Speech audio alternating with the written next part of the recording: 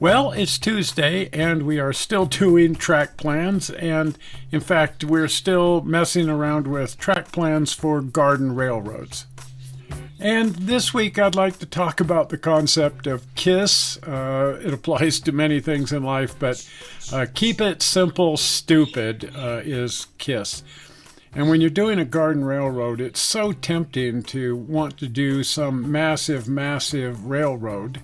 In fact, when you're doing an indoor railroad, it's so tempting to do something much larger than you can, generally speaking, pull off.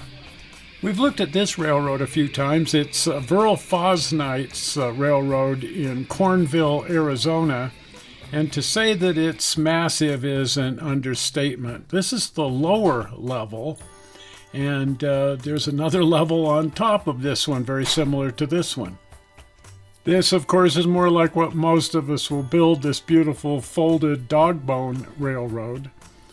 But if you are going to attempt to do this railroad in a very large scale using, say, number 1 gauge track, the turning radiuses are so large that just across this section right here is 15 feet. And that would make this entire railroad approximately 50 by 70 feet. So sticking that somewhere in your house just, well, typically isn't going to be an option in most houses. But even if you were going to try building this out in your backyard, there's enough complexity here that you might want to reconsider even attempting something like this out in the yard. You've got a little bit of switching over here, and switching outside is always an issue because the turnouts require a bit more maintenance than the rest of the track. You've got 3 loops where you could have 3 trains going around this all at the same time, which would be fun. But you might want to even pare that down a bit. This is Ken Mickelson's railroad. We looked at that on Sunday down in St. George, Utah. And it's a pretty big railroad and would have required quite a bit of build time and now quite a bit of maintenance to keep this whole thing running. And it has 1 loop for continuous running. Everything else here is switching.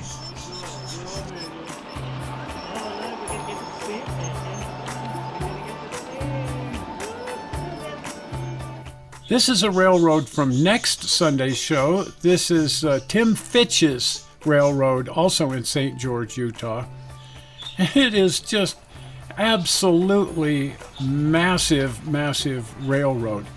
It has a couple of different loops here for running trains in different areas, but one gigantic main line that goes all the way around the yard.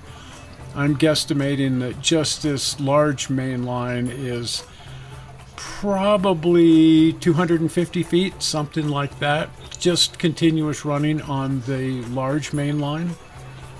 Moreover, this isn't finished. The railroad isn't finished, but even this giant main line isn't finished. By the time he gets the entire main line built, it will probably be something closer to 500 feet of continuous main line. And Tim's been working on this for years and years. I'm not quite sure. I'd have to ask him, which I haven't done, but I think he's been working on this for something like 10 years. And he's probably still some, 5 to 6 years away from having the entire main line finished. It's a daunting thing building a garden railroad of this size.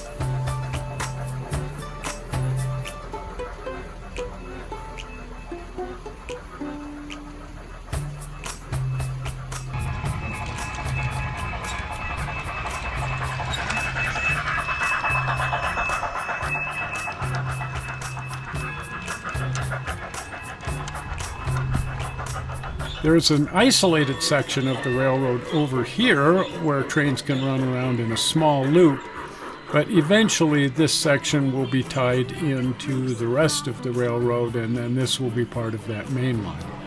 But all of this construction is being done right at ground level, and that means getting down on your hands and knees to do all this work. This is my old railroad from many years ago, and the main line here is perhaps 250 feet. There's about 600 feet of total track here.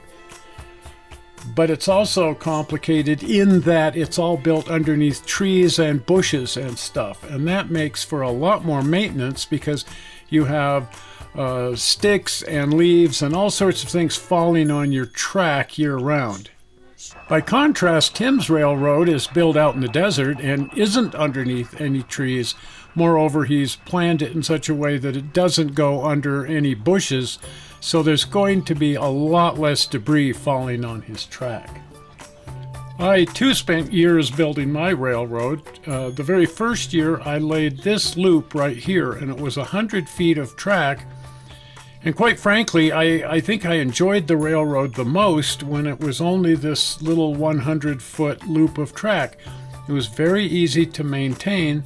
I could very easily set a train on here, turn the whole thing on, and then just let it run while I barbecued some burgers or something. It was very simple.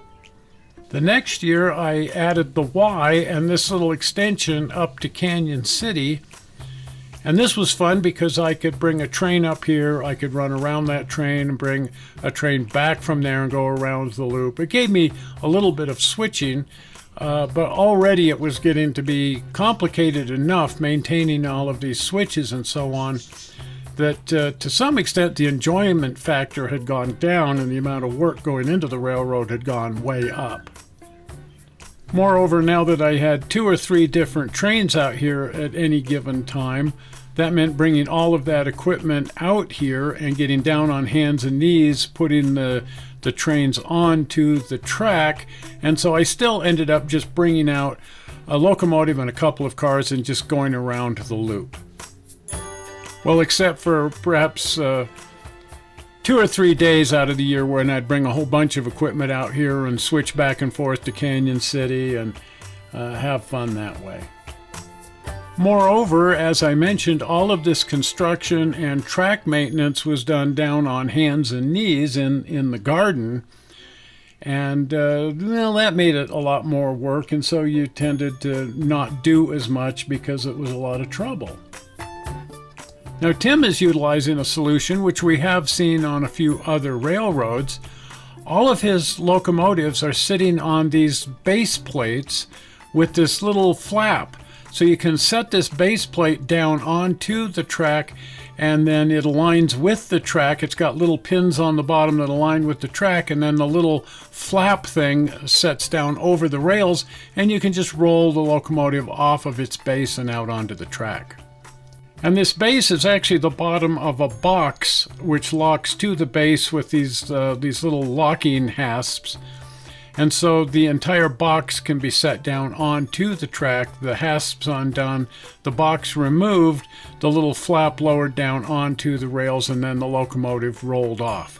A really slick system for getting your locomotives on and off the track. You still have to set your rolling stock down onto the track independently. Now, Ken Mickelson has an even slicker system here. He's got openings in his garden shed, and he can simply drive his trains into the shed, so he can have 4 trains all built up inside the shed and simply pull them in and out through these openings.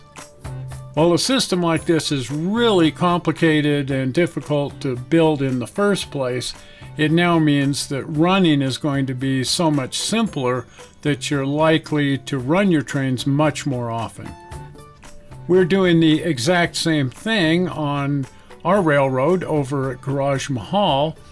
We have a dog door here that slides down over the opening because this is our shop, our heated shop, and we don't want the elements getting in there, moreover squirrels and so on. So we have to have a door that locks in place over the opening. As this particular opening goes through a cinder block wall, it was a lot more difficult to build, but it's well worth it. And of course, this is a model railroad, so we don't want it to just look like a hole in a wall. We want it to feel like you're actually going through a tunnel. So tunnel portal and scenery and so on was then installed over the top of all of that. But you can still easily get the dog door slider down through the top of the tunnel portal and close the whole thing up.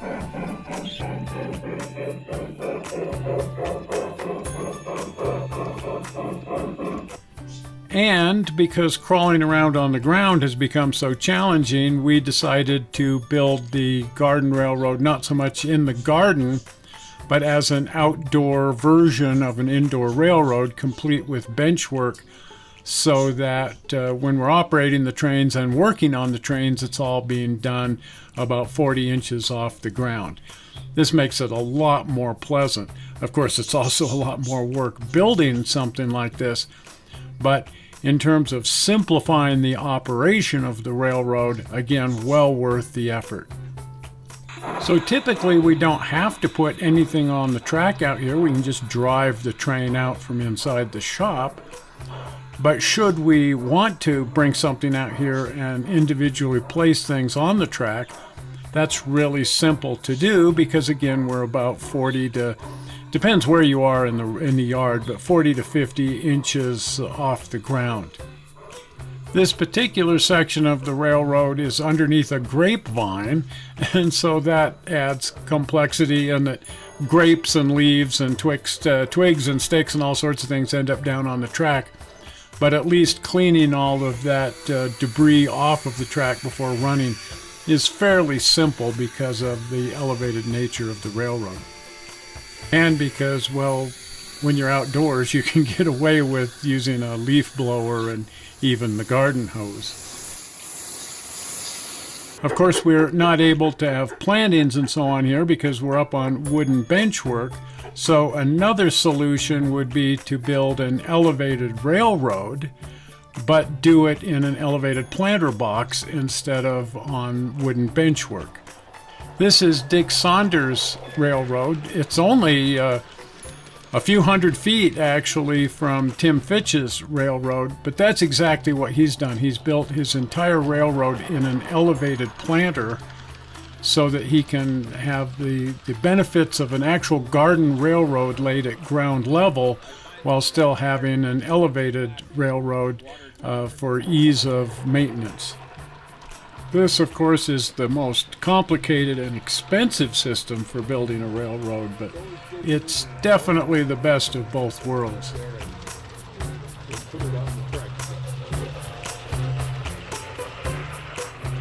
And so, over the years, I've actually fantasized about how fun it would be to build a railroad like this where you excavate down into the ground, put in retaining walls all the way around so that you have an elevated railroad and still a garden level railroad, and how fun that would be. And I still contend that this would be one of the simplest solutions, simply because rather than building this yourself, you hire a contractor and pay them $60,000 and they build this, and then you start laying your track.